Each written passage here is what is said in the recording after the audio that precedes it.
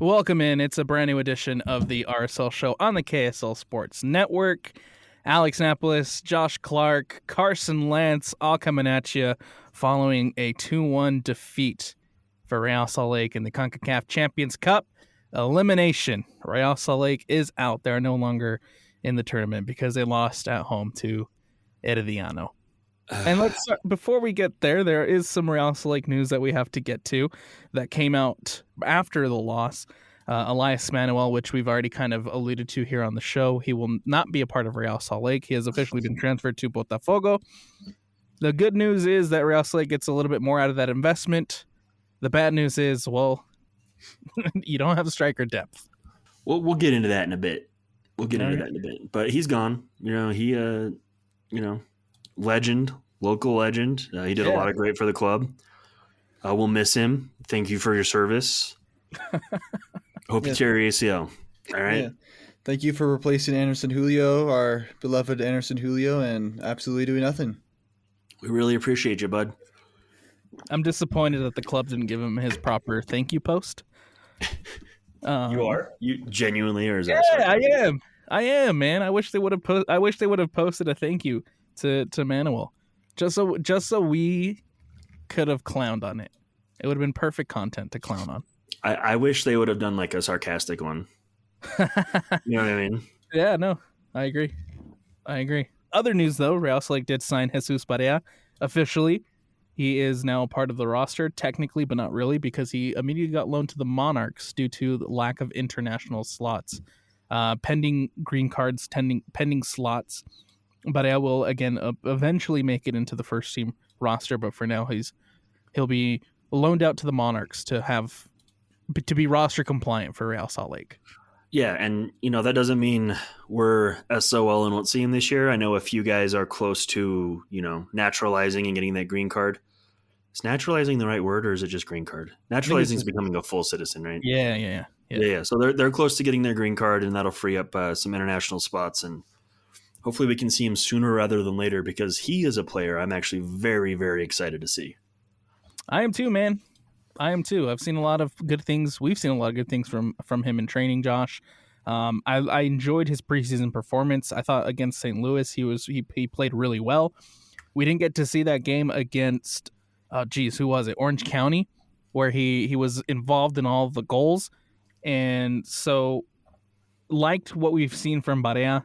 Hopefully he's able to suit up for Real Salt Lake sooner rather than later, because again, that is a spot where Real Salt Lake could really use some help right now. We'll get into that. Don't you worry.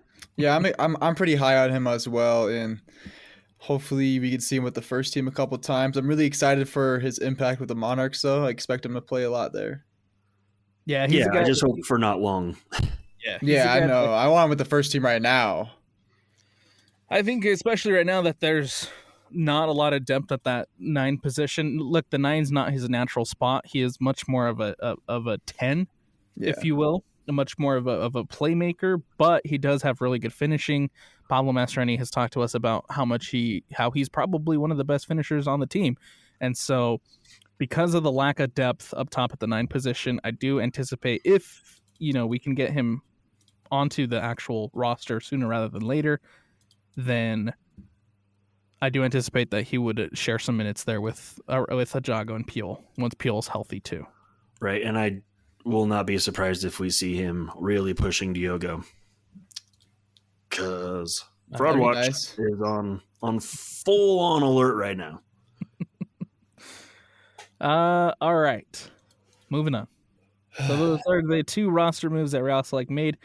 The official roster designations for all MLS sides were released by MLS. This includes Real Salt Lake. You see that Real Salt Lake has 1 DP slot at the moment occupied by Diogo Gonçalves. The U22 initiative spots, Ari Puyol, surprisingly, is showing up as a U22. Brian Ojeda no longer taking that spot just due to the age. He is now a TAM player. The other guys involved, Nelson Palacio, Diego Luna, and Dominic Marczuk. And you have Justin Glad, Brian Ojeda, Pablo Ruiz, and Brian Vera on TAM. And the rest are just regular roster spots taken up by the other guys. But the biggest thing there, open DB spot. Yes. Open DP spot, and it has to be used. Josh, how many times have we had this conversation? Use your DP spots. Real Salt Lake, Please. Please, we're begging on someone good. And to go along with that, Tom Bogert did come out with a report as well, talking about the potential players that Real Salt Lake had been looking at. And that list includes, well, first of all, it should be said that he mentioned that Real Salt Lake is looking to make a move this window, which is great. That's exactly what you want to hear, both in the local market and in the international market, which I think at this point, Josh, you need 2. Am I right or am I wrong? You are correct. I think you need 2. 1 to actually naturally replace Anderson Julio now that Elias Manuel is no longer a part of the roster. And obviously the big one, the DP9. Those are the 2 spots that I think you need to fill before this window closes. Have to. We have to be able to stretch the field. And we have to be able to convert our chances, right? Yes. We're going to get into some stats in a minute, but it's atrocious. The names on that list include Duncan McGuire from Orlando City. It included Willie Agata from Sporting Kansas City. It included Brian White from Vancouver. And it included Oluwesi from Minnesota, which were all guys that Real Salt Lake inquired about and were potentially going to make a trade for. I don't know if any of those offers are still on the table. I don't know what the asking prices were. I imagine for a guy like McGuire and Brian White, the asking price was high. Has to be. And so as of right now, Real Salt Lake, no moves have been made. So we talked last episode about, moving the needle, right? Is this a replacement that we're happy about, right? Does it get the excitement level up? There's only one name on that list that moves the needle for me, and it's Duncan McGuire. Yep. He was supposed to go to Blackburn. Yeah, he's a good player. Yeah. The other guy's Brian White. He's aging, right? 29. He's very inconsistent, right? He's not a consistent goal scorer. He's a good player, but it's not a replacement for Chicho, right? No. And Duncan McGuire maybe isn't either, but I think he's the closest to on that list. And the other 2, don't even explore it, please. Carry on with your day. Well, I mean, and let's look at it this way. We talked about the hole in the boat last episode, right? The hole has gone a lot bigger. But I think if you bring in a guy like Duncan McGuire for now, that is a guy who can fill in that hole. If you bring in Brian White, that is a guy who can fill in that hole. However, it's not a DP9. Let's make that clear. They are not DP9s. And I don't know, maybe potentially Duncan McGuire, because of the season that he had last season, because of the interest he had from overseas, maybe there was an asking of, I want to be a DP9 if I make this move, if I come over to Real Salt Lake. And maybe that's where conversation stalled. But I think Real Salt Lake obviously want that DP9 to be someone that is going to bring that caliber of DP9-ish, whereas Duncan McGuire was probably seen more as a replacement of someone like Anderson Julio who can rotate in with a DP9. Yeah, Duncan McGuire, while a good player, he is 24 and he hasn't lit it up in any grand scheme, right? He's not going to be pushing for the golden boot. He's a solid player, but definitely not the guy you want as your focal point. And we could be totally wrong, right? He could come in and if he came in and be lights out, but I just don't see that happening. Yeah, I mean, in 2023, he scored 13 goals and had 3 assists in the MLS. And then last year, he had 11 goals and 2 assists. So he kind of had a little bit of fall off, but that was because he had multiple transfers fall through and was spending a lot of time on the plane, going back and forth from the United States and England, and then also having to share time with Luis Muriel, the Colombian striker that they bought. And you also have to wonder why those moves fell through, right? Is it a character issue? Is he difficult? Asking prices too high? I think it was transfer window. They didn't get the documents. I think the one time, the first one, I think they just literally missed the window to submit the documents. That's has to be gutting for the guy. Yeah. I'm not saying I dislike him. I'm just saying when you're looking to replace a guy like Chicho who outscored him in an entire season in the first half of the season, right? Yeah. We need that kind of production. We don't need a take a swing here on a guy and hope to get that production. We need to get someone solid in. And that's hard to find, right? Unfortunately, it doesn't happen overnight, but I hope something's in the works. I really do. I want to give a quick shout out to Eric Walker, who is a good listener to this show, good friend on social media. He said that searching for a DP9 is not as easy as going to a grocery store and finding your items. He's correct, right? It is such a long process. Classic Eric comment. Classic Eric comment. It is a very difficult process, and so as far as we know, and as far as what we've been told, it is in the works. It is something that they are actively looking for. There's irons in the fires. It's going to happen. It's just going to take a little bit of time to find that DP9, to find him that true Chicho replacement. And it is painful, and we very painful. We hope it happens, right? We don't know if it'll happen. Yeah. We could bring in another bust, but I think in order to get the fan base at ease, you're really going to have to do something impressive, right? I'm not saying go spend $25 million. No, but they've got to be proven, and they have to make it instant impact. Josh Sargent, man, let's go. Put down that $25 million for Josh Sargent. Why That'd not? be awesome. That'd be awesome. Why not? But I think that comes up with Duncan McGuire again. You know what I'm saying? It's like Duncan McGuire is supposed to be where Josh Sargent is. You know what I'm saying? Supposed to be, but also Josh. You have to remember, Josh Sargent struggled for the first little bit. Yep. Right, when he was getting those big moves, and he's only in the last few months, maybe last year, come good. Right, he's had a lot of injuries. So I mean, I don't even know that I would be stoked on Josh Sargent, but that's a hefty transfer fee for a guy that is kind of just now coming good.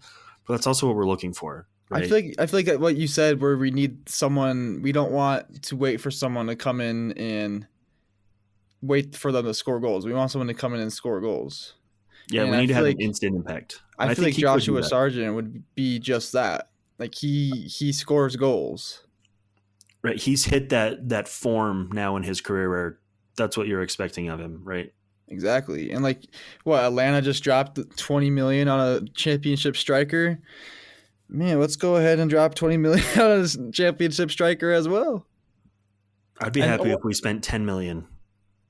Yeah, $10 million would be nice. Well, and that's where the conversations were going with what Tom Bogert was reporting about Josh Sargent, where Norwich is listening to offers, and Norwich would be happy to let him come to Major League Soccer. However, they want latte lath money. They want to break the transfer record fee for incoming player, which latte lath did that at 22 plus add-ons. So if an MLS team wants Josh Sargent, that's what you're looking at. You're looking at 22 plus, to entice Norwich to let him go to Major League Soccer. I just don't see what planet we live on where that would be a Real Salt Lake move. No, absolutely not. No. Real Salt Lake would not drop 20. I mean, please do. Please do. Don't be wrong, please. But I don't see Real Salt Lake dropping $25 million to bring in Josh Sargent. However, Columbus Crew could very well, and I would not be shocked to see Columbus go after Josh Sargent. It's funny though, because technically Columbus, small market team. Yeah, well, that has 3 Major League Soccer titles, by the way. Right, because they invest properly. Yeah. Brenner's still on the table, though. Let's go after Brenner. I'm going to keep talking about Brenner until it happens. Alberto. Carson had a good list on social media the other day. Carson, what'd you collect the other day? So I just went on this app. It's free, and I was just messing around while I was at work, and I was like, you know what, I'm just gonna go and look at stats of Anderson Julio and Chicho Arango from their last season and just see who they compare with. And I was looking at it, and it was Cucho Hernandez was always the top one that they compared with both of them, but we know where he went. He just went to Real Betis. But then there was always Josh Sargent was popping up every time, and then there was Duncan McGuire was there once, but I don't really like Duncan McGuire like that though, so I didn't mention him. But it was Duncan McGuire, Josh Sargent, Yuri Alberto, Tyrese Campbell, and I was also hyping up Brenner, like we just said the other day. Brenner linked with going back to Cincinnati and then also Columbus. And I'm just like, no, don't let him go to Columbus. RSL, if he's available, I don't know how much he's available for right now, but if a striker, a proven MLS striker like that is available in the market, we need to be pushing for that. Do you guys agree? Just like we did with Chico. I 100% agree. If Brenner is available, if there's talks about him coming to Major League Soccer, which Cincinnati has already feared at that, they are not interested in bringing Brenner back. Yep. Then why not, man? Why not? But I did like your list, Carson, and I do think I could probably make it bigger too. I'm gonna add a couple guys later on.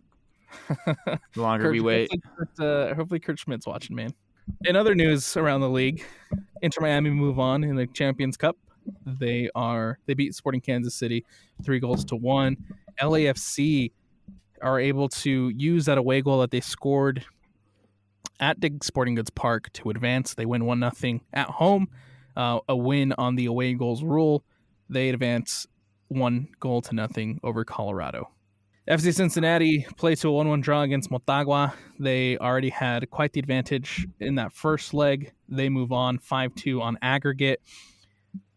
Seattle Sounders also had a nice little cushion heading into this game against Antigua. They move on 6-2 on aggregate against the Guatemalan side, and then Vancouver get the job done against Deportivo Saprissa, and they are through to the next round.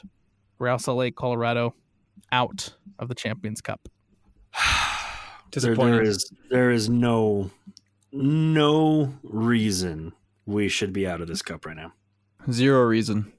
Well, let's get into it. First of all, we need to talk about the starting 11 because there was a lot of talk on social media about Real Salt Lake starting 11. And it went like this. Rafa Cabral in goal.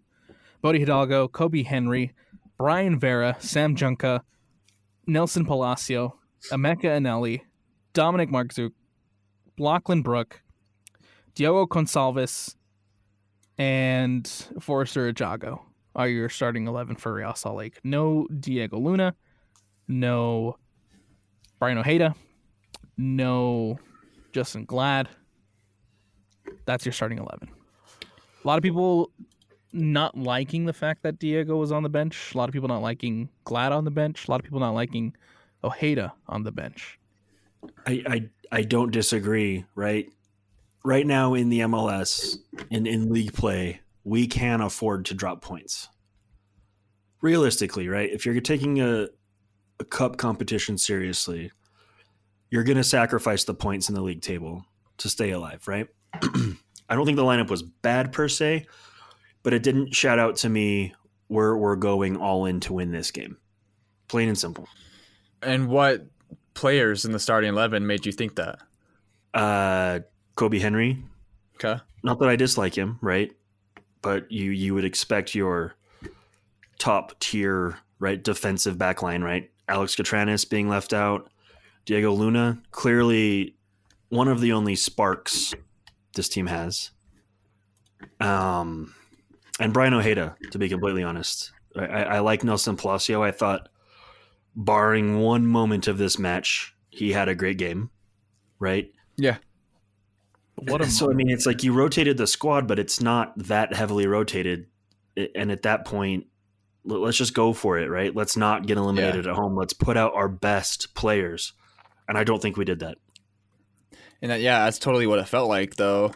I feel like in the first half we're totally. I don't even know what really. I'm at loss of words on how I even say because I can't even really say that we played good because we lost. You know what I'm saying? But we played incredibly well.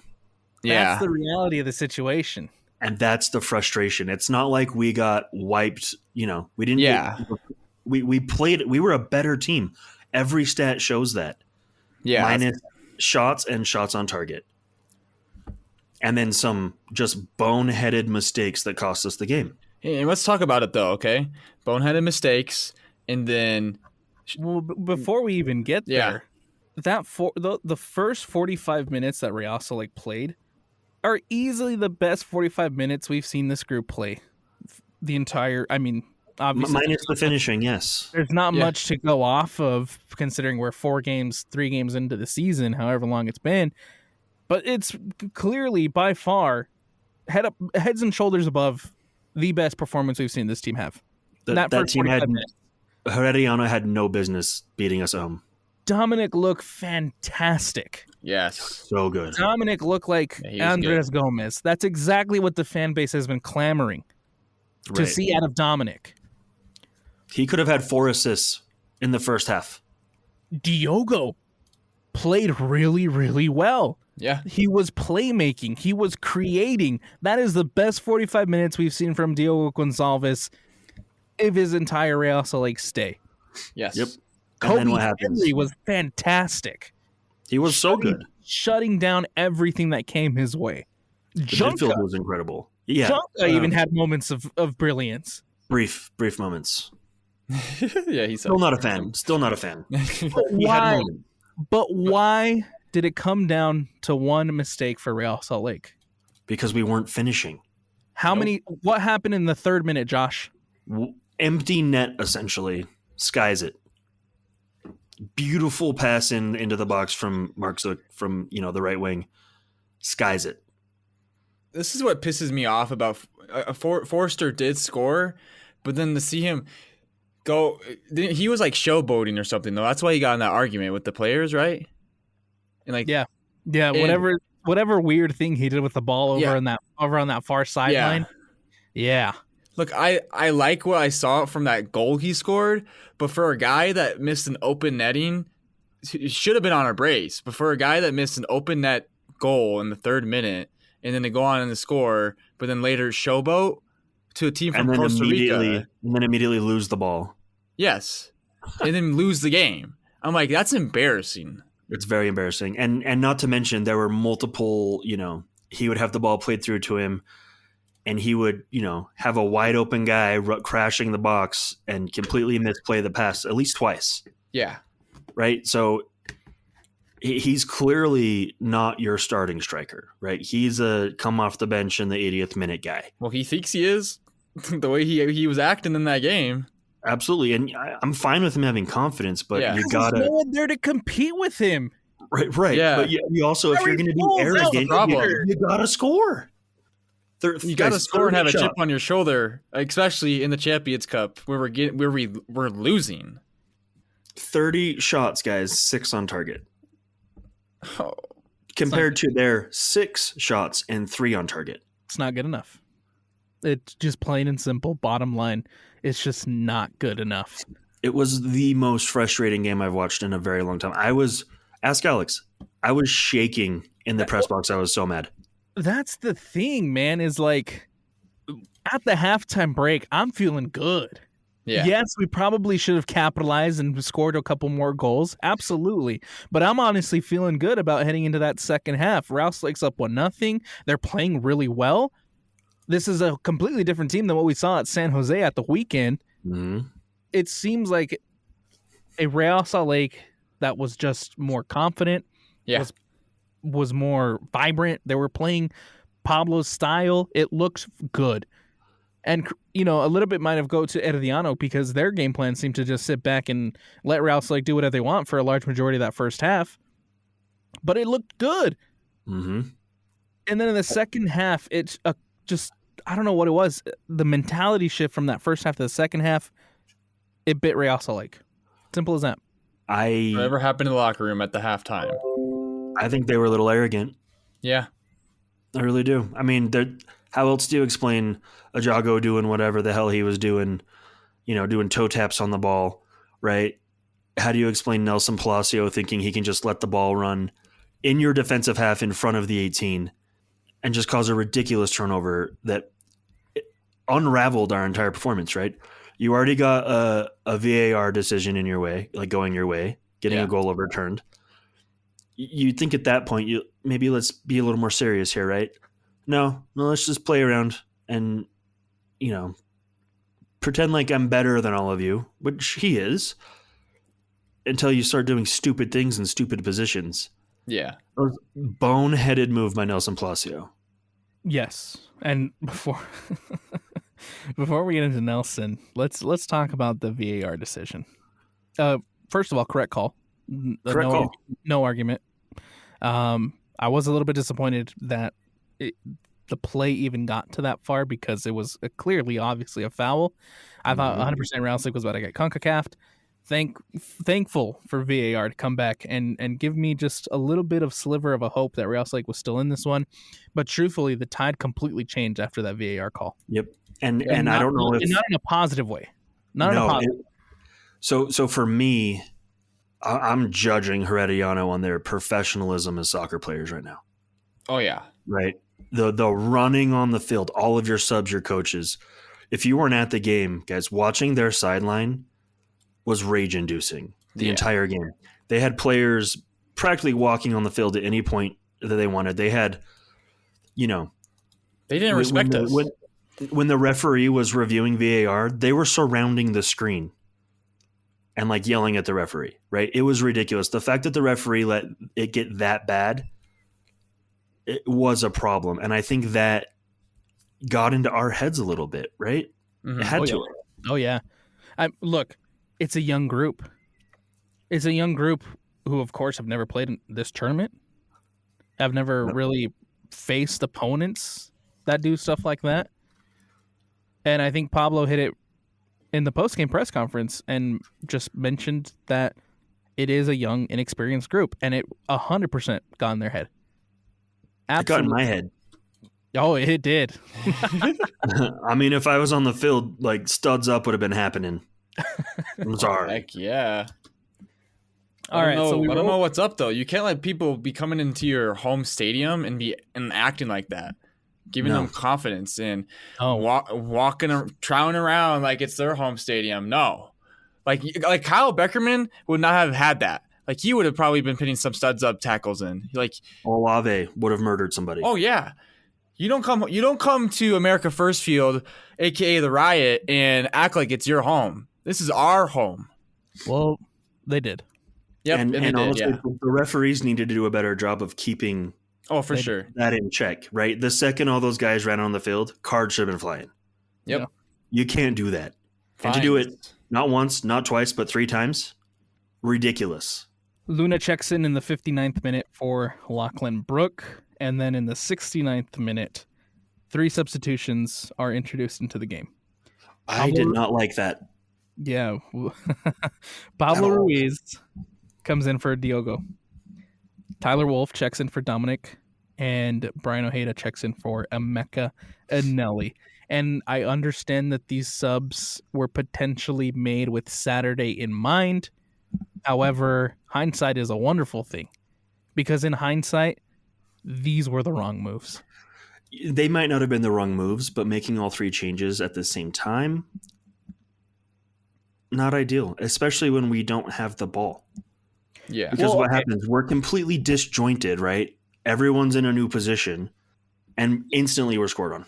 Let me retract my statement. It might have not been the right move at the moment, because you are up 1-0. I think those are solid moves to make when you're up 1-0.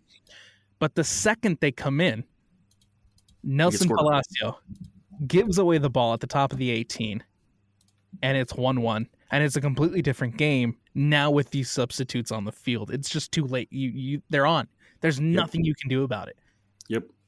Good moves to make when you're up 1-0. Not the best moves to make when you're tied 1-1. And Herediano has a whole new level of confidence because they just scored the goal that they need to advance. Mm-hmm. And guess what? We have nothing on the bench to come in and be dangerous. Besides Luna. Luna was already on at this point. Oh, yeah. So the sub that you do make is Xavier Gozo coming in for Nelson Palacio. It's frustrating, man. Is that truly your only attacking option that you have on the bench at that time? You have 2 goalkeepers on the bench, guys. Yeah, I'm looking at it right now. That's your only option. Okay. I feel like Katranis could have came in and at least made a difference. Katranis would have made a huge difference. Yeah. Because how much did we go down that left side? a lot. And Junqua did not have the quality. He did not have the quality. Nope.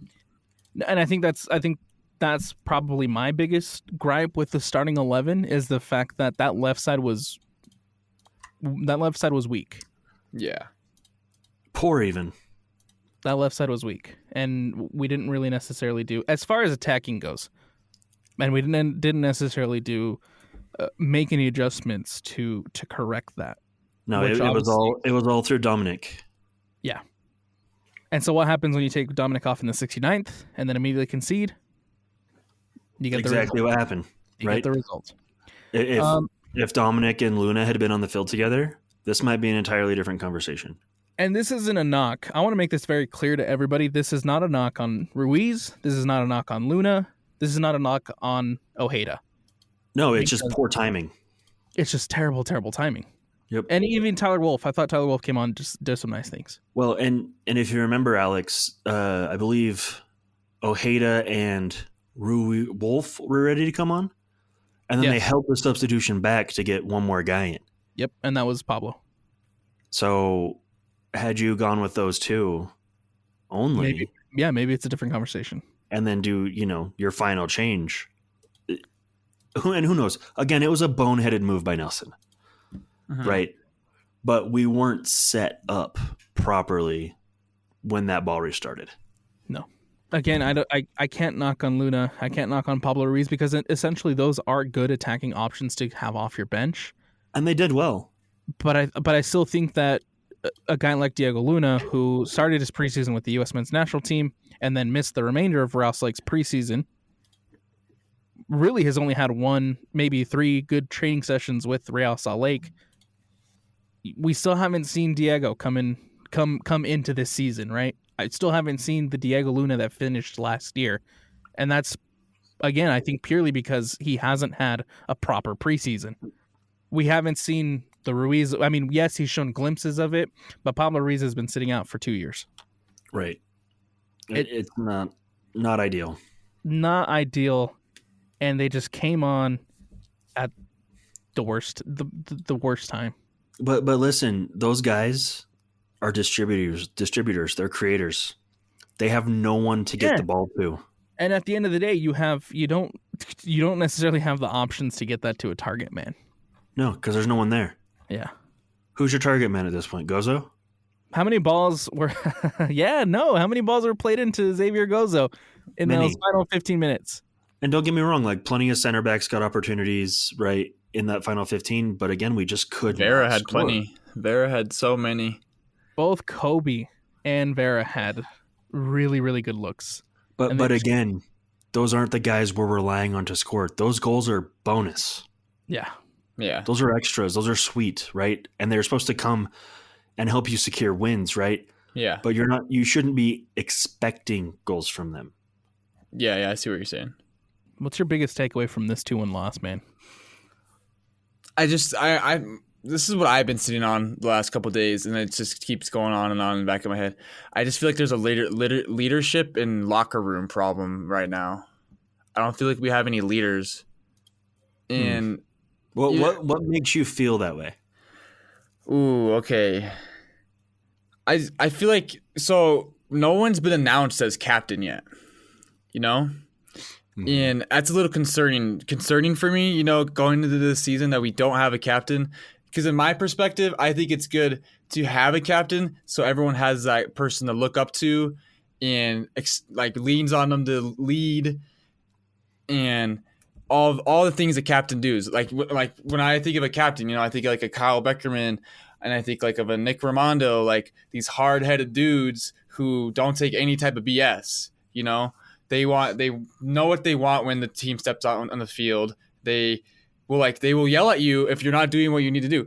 I don't feel like we have anyone on the team who can get out there and be like, "Hey," I'm not gonna swear or anything, but like, "Hey, dumbass, like you're doing this and this wrong. Like get back in your position." Like all of this stuff, So you feel like no one's keeping the guys on the field accountable. Yeah, maybe the coaching staff is, but who's the player on the field that is keeping them accountable? You know what I'm saying? Right. I think the other problem is you bring up Beckerman, you think of Everton, you think of Yes. these guys that'll get into a tackle, right? Yeah. And I know Vera will, but in a different way. Yes. Right? Vera's is a loose cannon tackle. Catranos will play hard. But these aren't tackles that are sending a message, right? Yeah. In the center of the park, like we saw with Beckerman, like we'd see with some of these other guys. I think we're really missing someone kind of playing an enforcer role, to be completely honest with you. I'm not trying to like be mean or anything. I feel like we have a lot of nonchalant like type of personalities on our team where we're just like, all right, I'm going to go do my job on the field and do my best. And then that's it. You know, I'm not going to show much personality onto the field. I'm not going to get heated or anything in front of the camera. I'm just going to go on there, put a tackle tour in, do my job, go home, repeat that again. We don't have anyone on the field besides, you said, Vera, Catranis, who are going on. Like Catranis has made this like clear plenty of times that when you're on the field versus me, that's living hell for you. Essentially, yeah. He's like, I'm going to kill you or you're going to kill me one way or the other. How many personalities do we have on the team like that? I don't think we have many. I think you're onto something because when you watch the game, a lot of these guys are kind of boring. Yeah. Right? You don't see them sticking up for each other like you normally would.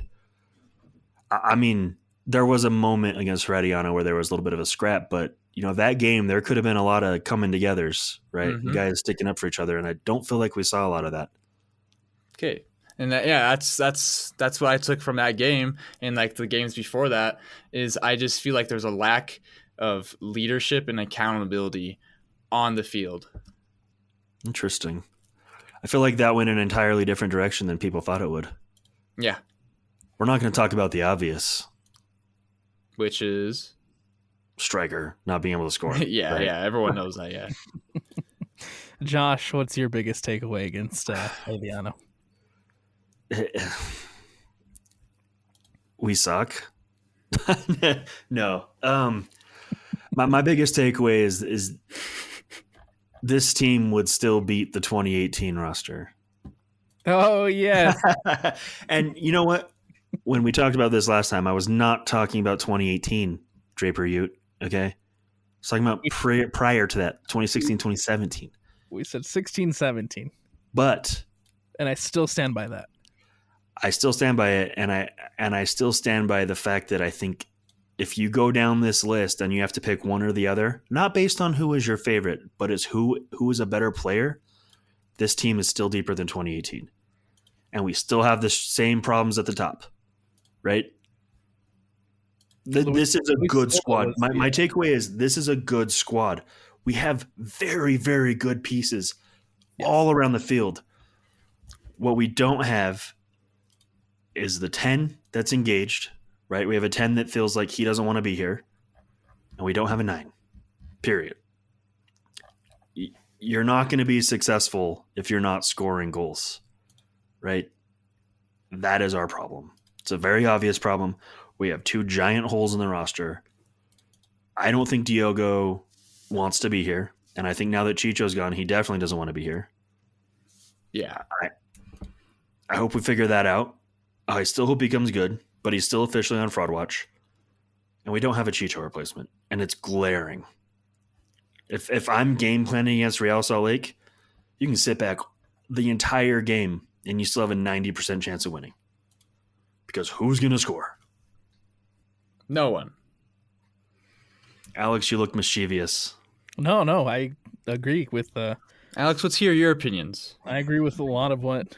Well, now we're just gonna. If I give my opinions, we're just gonna sound like broken records because it's basically going off of what Josh had just said. Can we tangent a little bit then? Because I'm going. I know people are going to hate this, but I'm going to stick up for the front office a little bit. Okay.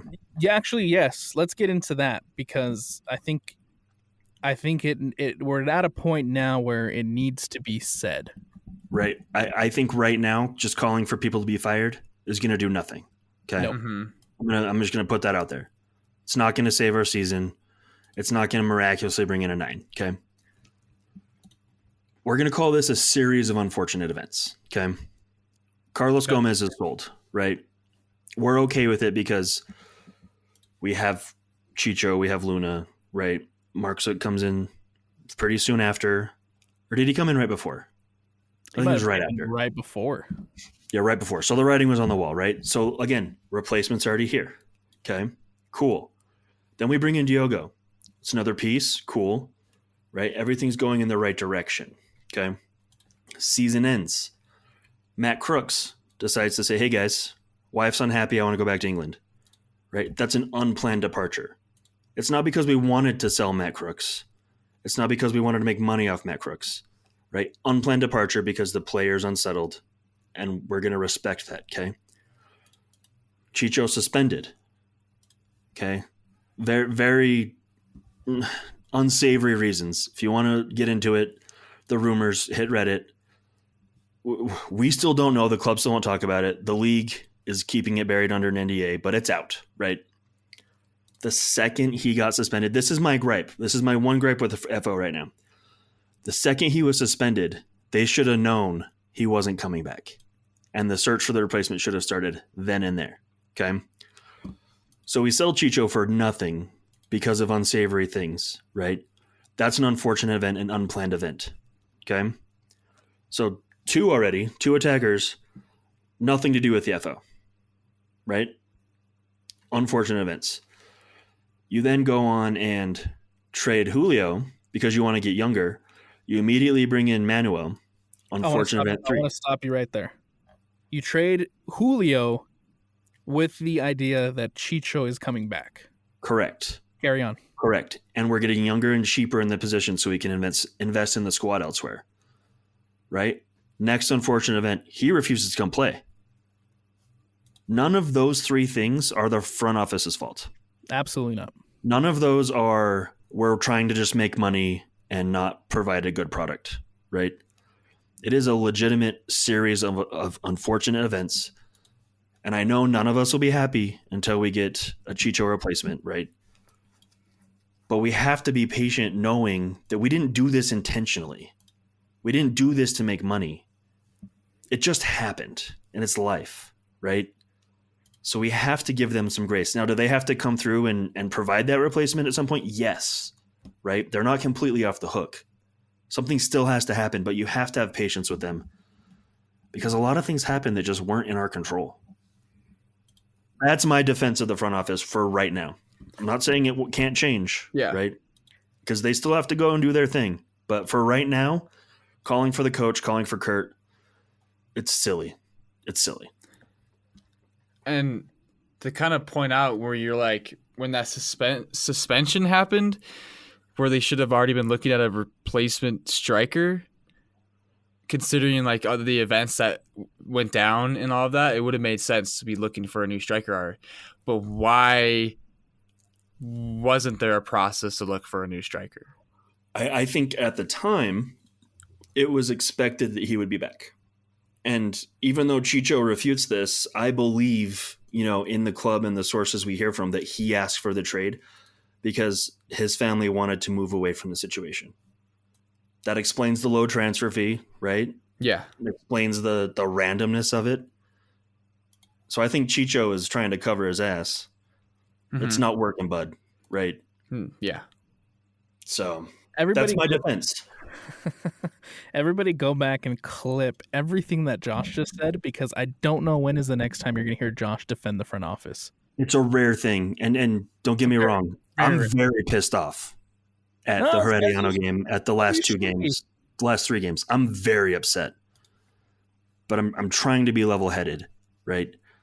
Do I think maybe we need to adjust our play style for the time being? Potentially. We need to figure something out because this is unacceptable. Yep. I think, like you mentioned, Josh, moves were made this offseason that involved Matt Crooks being accounted on this season, that included Chicho Arango being accounted on this season, that included on, Manuel being under Chicho. But stuff has happened that has led us to this moment where Forrester Ajago is your starting striker. Hey, and who knows? Maybe Ari Piola is incredible. Please. Maybe he comes in and shuts all of us up real quick. I would be so happy with that. Me too. I wouldn't complain. And maybe Peel ends up being your number 2, like Anderson, and maybe your DP9 ends up being your DP9. Yeah. Or Peel comes in and scores 30 goals and we don't need a DP9, right? You know and what? We just replace a Julio, right? Positive thinking here, guys. I don't think threatening to cancel your season tickets right now is a good move. No, I think it's a rash move. I think calling for people to get fired. We're 1 game into regular season, and yes, we've been eliminated. It does suck. It's okay to be upset, but it's hard to be a sports fan. Yeah. Right? We just got to deal with it sometimes. And if this was the Deloy era, I would absolutely be freaking out right now. But it's not, because Kurt and company and the new FO have given us plenty of reason to stay optimistic. Right. Plus, and the new ownership has not shown that they're in it just to make the money. I know people will go, well, the parking. Who knows about that? I don't think that's Kurt Schmidt's decision, right? Anyway, don't get me wrong. I'm still very salty. I was close to crashing out Wednesday night. I was real close. I was raging on Twitter a bit. It was therapeutic, right? We're probably going to lose on Saturday. Danny Musovski's going to score on us. We're all going to be very pissed off. But it's going to be okay. I hope. Are we still sticking to 10 games? Yes. All right. I've stuck to 10 games through worse. So 10 games it is. that was incredible by Josh. And he basically said everything that I've been thinking for the last, month. So thank you, Josh. I just think in reality, you got to look at it at a high level, right? How can we control that? How can we control your star being a complete piece of shit, right? How can you control a guy not wanting to come play here? How can you control a guy having a family that wants to move back home? You can't control those things. It's unfortunate now that Real Salt Lake has to turn to plan B, C, or wherever we're at now at this point. But as we've mentioned time and time again on the show, the moves are in the works. Moves are being made. Conversations are being had. Real Salt Lake need this striker before the end of the window. And so we just have to hold on a little bit longer. And if I'm a team that Real Salt Lake's approaching, I'm probably jacking the price up a bit because I know they're desperate. Absolutely. And that's probably going to make it difficult. Absolutely. You're probably seeing that with Duncan McGuire. Yep. Orlando's going, why would we give him to you for $2 million? We want $6 million. Yeah. You know? I could 100% see that happening with Duncan McGuire. Any MLS side. Yeah. That you're trying to pull a trade off with. Anyway, should we we're somehow already almost an hour into this. Should we get to some questions and wrap it up? Let's get to some questions. Before we get to questions, though, let's talk about the game at hand on Saturday real quick. Seattle Sounders coming into town for the home opener. A very new Seattle, a very rejuvenated Seattle Sounders. Mm-hmm. Last season, they started off rough. They were not a good side to start the season. New signings, though, integrated, like Pedro de la Vega. He came around and played really, really well down the stretch for Seattle. Seattle ended up jumping Real Salt Lake on the table, if you guys remember that. And they've seemed to carry that momentum into this season because they've started off looking off really good, and they've started off really hot. They also made a lot of impressive moves this offseason. They brought in Paul Arriola. They brought in Jesus Ferreira, who Ferreira looks phenomenal already for this side. How could you not leaving Dallas? Come on. Jordan Morris looks rejuvenated too. I haven't seen Jordan Morris play this well since before all the injuries, you know? Yep. It's going to be a rough game. Luckily, we fare pretty well against Seattle at home, but this is a different Seattle. It's not going to be an easy game. No. The only silver lining and the only hope that I see for Real Salt Lake is they went Wednesday, Saturday, like Real Salt Lake did, but they haven't rotated. They have started their strongest squad for all 3 games. Maybe they'll rotate against RSL. I think they circled Real It'd be Salt stupid Lake. if they don't. Yes, I think they circled Real Salt Lake as soon as the schedules came out, and they said this is the one where we rotate. Mm-hmm. And I think Seattle comes in rotated, and that's how I see Real Salt Lake having a chance in this one. Until we're raging that we lost to a rotated Seattle. No. I mean, it could happen, and it probably might happen because their depth is also pretty decent.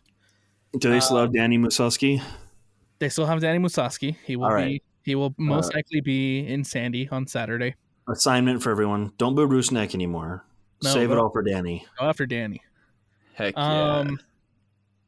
Because truly, if Seattle comes out and they start Yamar, they start Reagan, those two have been one of the best center back pairings in the entire league. If they start Rusnak has taken his game to a whole nother level recently. Since he got out of Lodero's shadow, that's Rusnak's team. And he's looked good. It's crazy to see him playing in an entirely different position and thriving. Yeah. Than he did with RSL, right? Yeah. And that was one of our biggest complaints while he was here was his misuse. But I digress. Thanks, Pecky. So if Seattle comes out full strength, like Carson said, I think that would be a mistake, first of all, because you haven't rotated at all. But if they do come out full strength, I think it's going to be a really long night for Real Salt Lake. But if they come rotated, I think Real Salt Lake has a shot. Listen, I think RSL will put up a fight. I don't think we're going to get dog walked by any means. But no, if where anything, are the goals going to come from? If anything, it's going to be a fight like they did against San Jose, where they looked solid and okay enough for 45 minutes and then just completely collapse. Mm-hmm. That's the fight. If Real Salt Lake or if Seattle is at full strength, that's the fight I see from Real Salt Lake. I'm very curious to see our lineup. Right, it's been rotated. I think it's high time. Yeah, you put your strongest lineup on the field now. Right, you don't have a Saturday, Wednesday anymore. So there's no reason to rotate Saturday. Put out your strongest 11 and let's go for it. That was one of Pablo Mastroni's comments in the post-game press conference as well. He said that was one of the questions asked. I think DJ asked him about the rotations now that Wednesday games are no longer on the table. And he basically said it's time to figure out who's the best 11 and who's going to get the best results. Yep. Who do you guys think that is? I think we're going to start seeing that on Saturday. As far as who I think that is, I guess Rafa in goal. Your right back is going to be Bodie. Center back is a question mark for me. You have to go Gladvera for now. You have to. It's the most comfortable pairing we have. And still technically our strongest too. I know we're big fans of Henry, but right now at this point... Yeah, but Justin Glad is not doing it for me.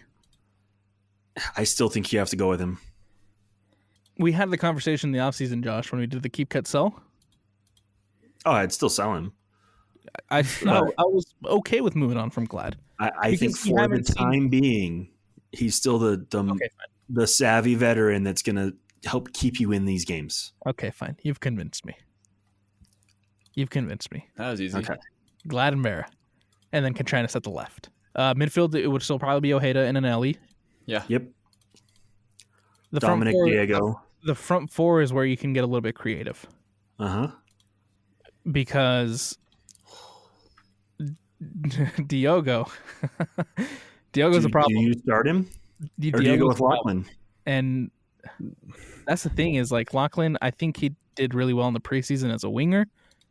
I don't necessarily know if he's a 10, man. I mean, I know he's not a 10. No, I think you go Luna, Dominic,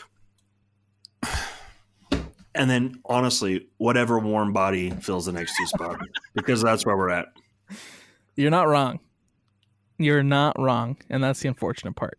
And I think you go with Diogo just to hope he, it clicks for him and he comes good. Yeah, I think right now you have to start Diogo because there's no depth.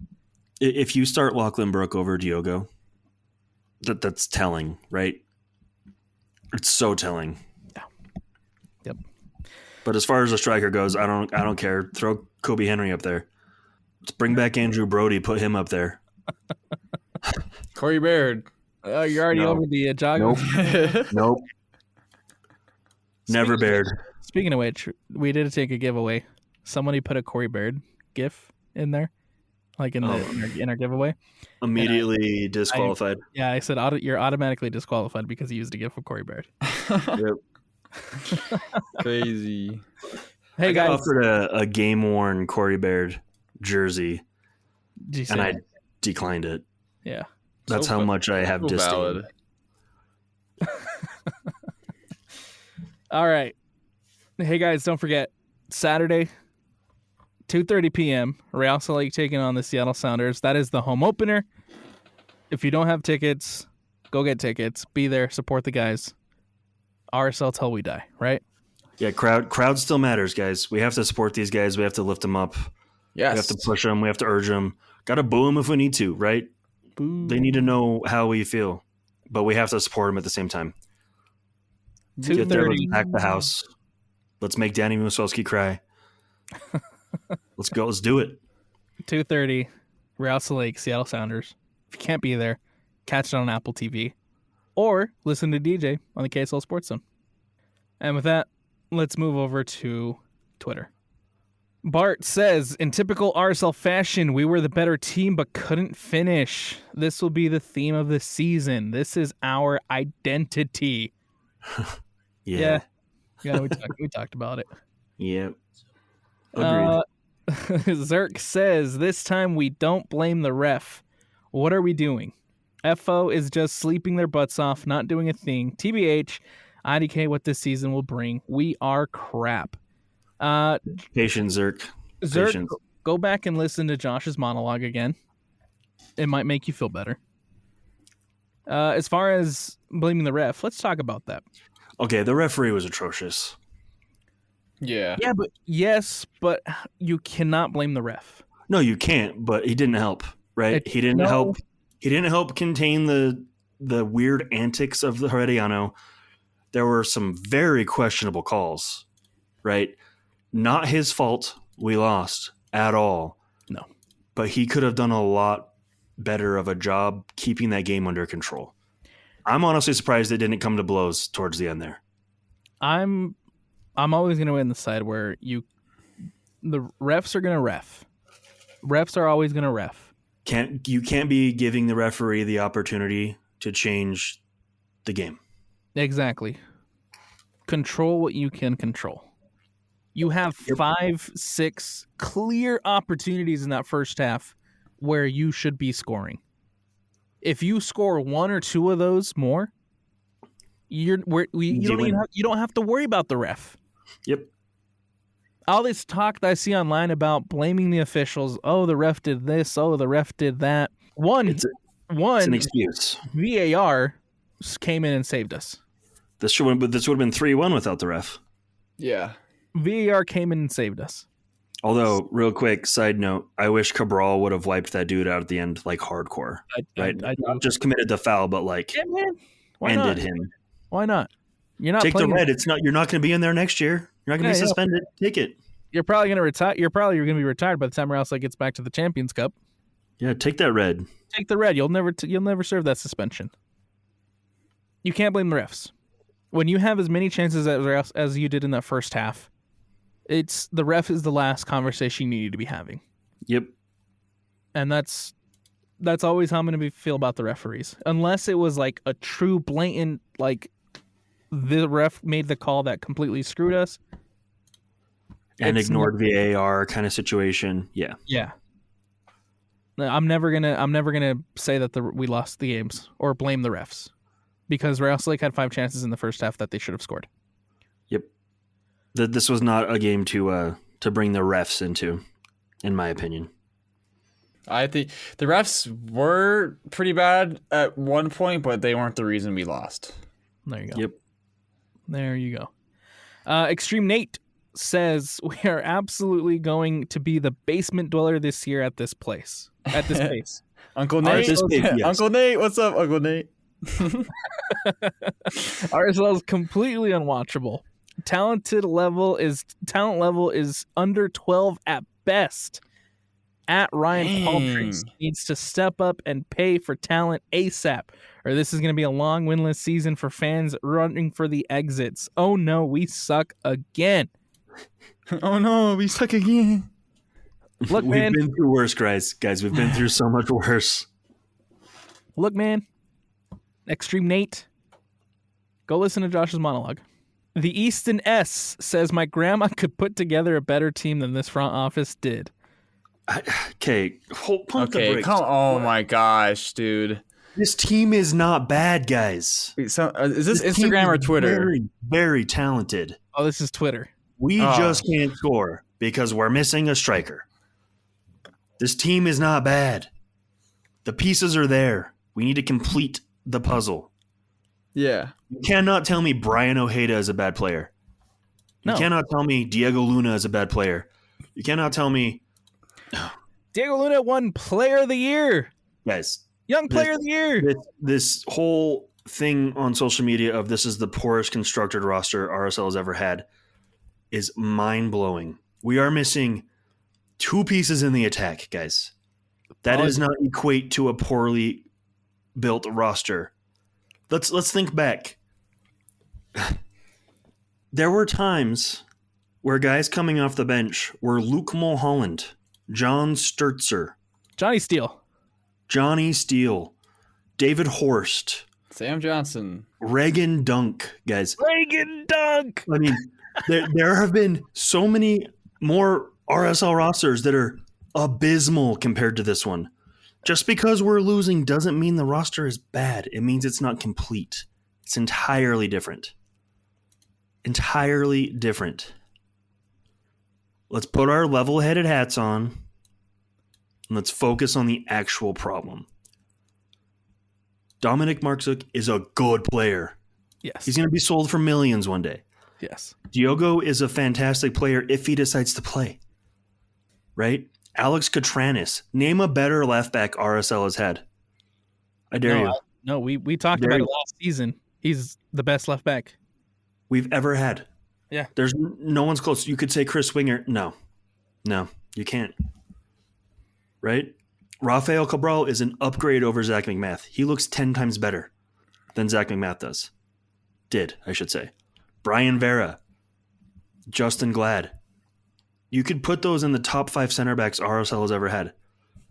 You could almost argue that they are better pure soccer players than Borchers and Olave.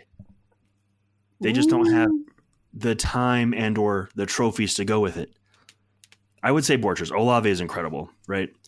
My top 5 center backs probably Borchers, Olave, Natum, and then you're going Glad and Vera, right? Natum was so good.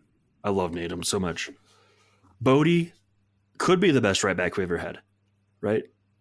Tony Beltran was pretty great, but Bodie's already equaled his goal scoring in his career.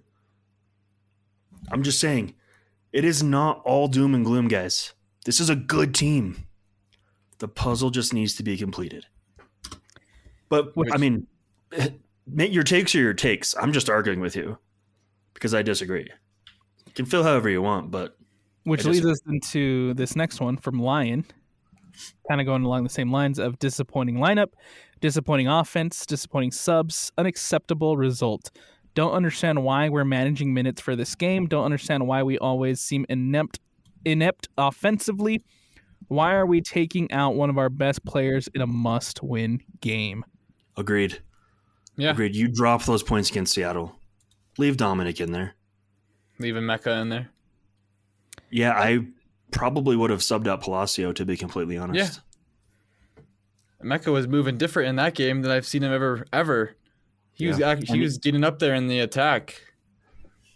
Which is truly unfortunate because you take away anything that happened after the 70th minute, and Nelson Palacio played really well. He really did. Yeah, I can he see did, why yeah. they didn't take him off. Yeah, but the man. second he had that error, he was checked out. His passes became errant. Oh, He absolutely. became bad on the ball. I'm afraid that might have ruined Nelson Palacio for a minute. Probably. I agree with you. Palacio looked good, and then he made that mistake, and he knew he made that mistake, and then from there he played absolutely terrible. Right, but then again, where's your teammates trying to lift you up after that? Yep. Yeah. I didn't really see any of that. Did you? I can't remember. I can't remember anyone. That's when your captain walks over and says, "Chin up, pat you on the back." Yeah. The other guys come Walk it over. off. We were still in this, right? As Ted Lasso said, think like a goldfish. Actually, I do remember one person standing up and doing something, and that was Pablo Ruiz, who had just inherited the badge. Boom.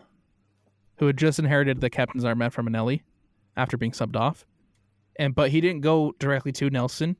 He went and started talking smack to the other guys. Right, which Okay. is great, but at that time you need to lift your player up. Yeah. Yes. But I still think, now that you mention, I'm struggling to remember that he's available now. Yeah. I would play him instead of Diogo on Saturday. Yep. Yeah, I probably would. I would too. I would honestly, at this point, I'd sell Diogo. He's had enough time to prove his mettle here. Probably not enough time, but He's DP, right? yeah, he's not performing at a DP level. Jeez, man. Can you buy him down? Buy him down. Bring in somebody else. No, sell him. If he doesn't want to be here, move on. Just get rid of him completely. Shave his man. mustache. Angry Hippo says, what a joke. Lack of ambition from this club. Team is okay with mediocre or less than mediocre results. It's like being okay with your husband having multiple wives. You only get him 15% of the time.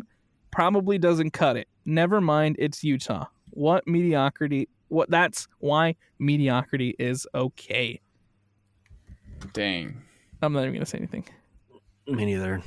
Sorry, Angry Hippo. I think Love that's you. a bit of an overreaction. Love you, though. Yeah. Love you, though. Ben says, my pessimism from Saturday's MLS opener are only now confirmed. I feel like I can't blame Mastroeni because of how much this roster was gutted in the offseason. But some blame has to go on him as the manager. Front office / ownership definitely has some work to do. Not ideal. Yes. Yep. Yep. That's a fine take. That's an absolutely phenomenal take. Michael Barton says, I'm pretty sure Bofo is just sitting at his house playing PC right now. Why not give him a call? It's better than what we currently have. ... Nothing. As much as I am a fan of Sebastian Saucedo, we don't need another winger. No. He does not fit a position we need to fill, which is unfortunate because I am a big fan of him. But he is just hanging out in Utah, and he's with them all the time. J-Mac attack. RSL lacks creativity and an ability to finish in the final third. They need a true number 9 that can finish. They are inept at trying to score some goals. I agree, minus their creativity. Creativity's there. The balls are being played. It's the second half of the statement where no one's there to finish them. Kelly Jacques. I don't see this squad beating LA in the next round anyway. So I low-key embrace the downfall in the hopes that the recent results light a fire under the FO's bottom to make moves now. So that's a take I like. That Yeah, is I a like take that. love. Yeah. And I think we talked about it a little bit last week too, Josh. Kathy Barney says, I'm glad I didn't renew my season tickets this year. You can't convince me Ryan Smith gave a damn about this club. All he cares about is his new baby, the Utah Hockey Club. Promise. Hey, real quick. Who's the majority owner of Real Salt Lake? It's a guy by the name of David Blitzer. So why is Ryan Smith catching all the flack? I don't know, man. I think maybe because he's local. I'm just saying. People don't research and I actually think- look at hold who up. is the real owner. That's actually a good conversation. I think people go after Ryan Smith because 1, he's the local guy, and 2, he has a social media presence. Yeah. David Blitzer is not on social media at Right. all. And I'm fine putting pressure on Ryan Smith, but to say he doesn't care about Real Salt Lake or the Royals because of the Jazz and Utah Hockey Club? No. That's a bit of a stretch, guys. When was the last time he's been to an RSL game? Well, you never know when he's there because they shove him up in a box, right? Yeah, true. You give him some field seats. I'm just saying, guys, getting upset at Ryan Smith, he's the minority owner. He still has a say, obviously, but He has a say, but he doesn't have the final say. Why isn't Dwayne Wade spending money on us guys? Yeah, why aren't people mad at Dwayne Wade? What the heck? Dwayne Wade, sell your portion. How dare he? I don't know. I'm just trying to portray to you guys, the listeners. I appreciate you all. I love that you listen. I love that you interact. But if we're gonna have a come apart, and we're gonna crash out, let's crash out properly. Yeah, there you go. Let's direct it where it needs to go. Yeah. Again, I'm fine if you feel that way, but I'm also I'm not trying to offend or piss off or drive anyone away. I'm just trying to be the voice of reason-ish here. And again, I'm also very pissed off. But we have to direct that rage and that anger in the right direction. That's all I'm saying. Couple more here to round things out. Samba Ali says Palacio letting the ball run at the top of his own box without seeing who's around him was something. And Spursh8 says, I wasn't able to watch the game, and based on the comments, maybe I'm glad I couldn't watch it, ? I really want to love this team, but it's hard to get pumped and excited for games only to feel let down each week. I'm not going anywhere, but I am not excited. See, and I like that take. Good takes. Right? He's not being a bandwagon fan, but it's damn depressing. It is. And that's kind of I like that. That's kind of how I feel. That's exactly how I feel. Yeah. I'm not going to lie to you. Am I excited to go to the game on Saturday? No. I'm excited to be there with my friends, right? I'm excited to be at the stadium. But am I excited to watch us potentially lose? Probably lose. Not even a little bit. Am I excited to come back on this show and complain about us not scoring? Not even a little bit. But again, I hope I'm wrong. And we have to remember, we are a minnow. We are a small market team. We're going to go through this all the time. But at least we're not Colorado. And there it is. The Colorado Stray Colorado. To end the show. Carson. I love you all, guys. I love you all. I'm sorry I argued with you via my microphone. But I just want everyone to just really let's focus on our discontent here. Let's aim it in the right direction. Firing stray bullets isn't going to get us anywhere. But at the same time, we have to support the team. We have to support our boys. Not going to games isn't going to make anything any better. Nope. Not watching your boys play is going to make anything any better.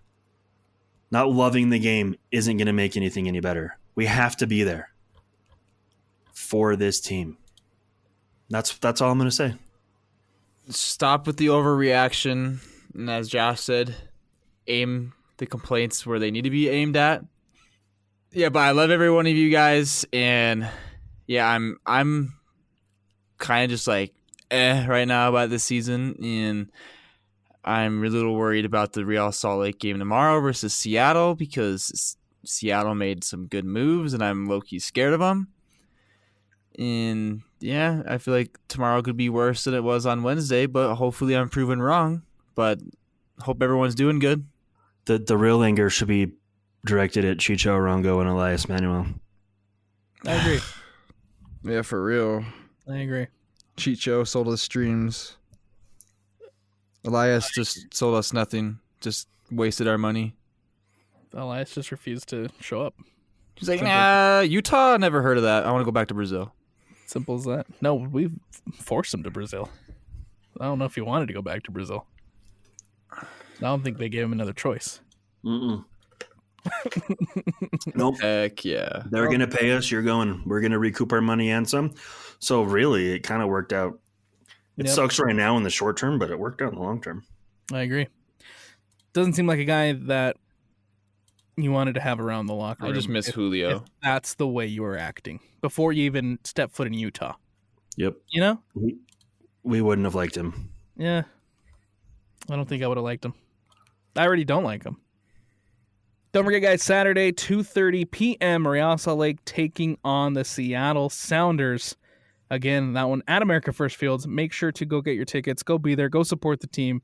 Go hang out. If you see me, if you see Josh, if you see Carson at the stadium, stop by, say hi, Let us know what you think about this episode. Let us know what you think about Josh's monologue.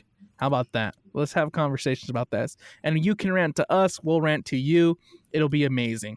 So if you see us, say hi. We'll be at America First Field. If you can't make it to America First Field, make sure to go check out the game on Apple TV.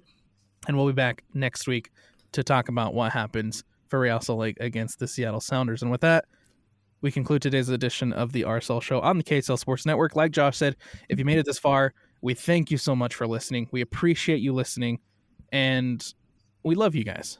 We do this for you, and we're happy that we're able to share our feelings, and we are able to share the way we feel about Real Salt Lake with you guys.